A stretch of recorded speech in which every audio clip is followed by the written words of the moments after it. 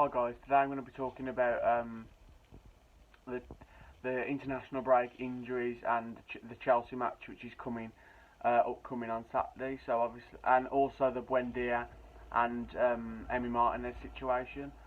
So obviously the main focus is Buendia and Martinez over the last few days. Obviously because they apparently lied to get into Brazil, and then the federal police came onto the pitch when the game kicked off, even though they was in the country for a few days before that, which is ridiculous. But obviously now Sky Sports reported yesterday that they're coming back via Croatia, so they're coming to Croatia. They go to Croatia, then going back to England, and we should have them for the Everton game. So obviously that means we'll have steering goal against Chelsea, and then we'll have Buendia out, so we'll probably have Bailey and Traore. So obviously we've got players coming back from injury, maybe Traore, McGinn, Ramsey, and then we will have Martinez and Buendia out.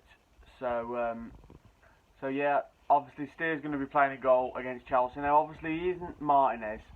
He isn't as good as Martinez, as we all know, but I do feel like Villa fans have wrote him off a little bit, to be honest, because I do think he's a decent keeper. He's just obviously not at the level that Martinez is.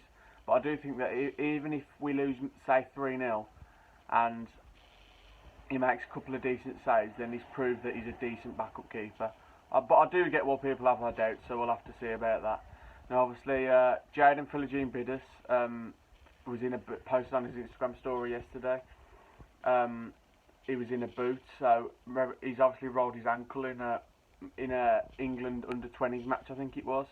So he's got a boot on. So hopefully that's not too serious, because we really haven't had that much luck with injuries lately, especially the start of the season. We've had players out with COVID and injuries, and obviously missing Martinez and Buendia due to this international crap, which has just been poorly organised all round. So yeah. Hopefully Watkins is still fit, because obviously they're delaying his operation that he's got to have on his knee.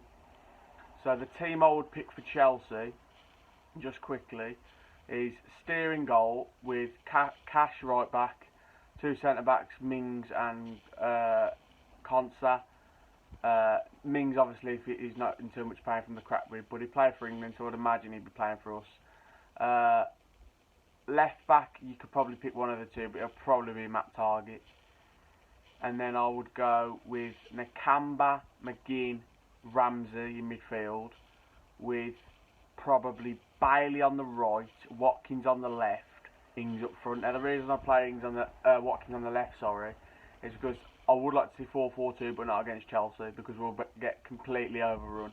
And we could get overrun against the so-called lesser teams. Obviously, no disrespect to the Southamptons and teams like that, but obviously against Chelsea it's less likely to work, especially with the quality that they have in the midfield and all across the park really.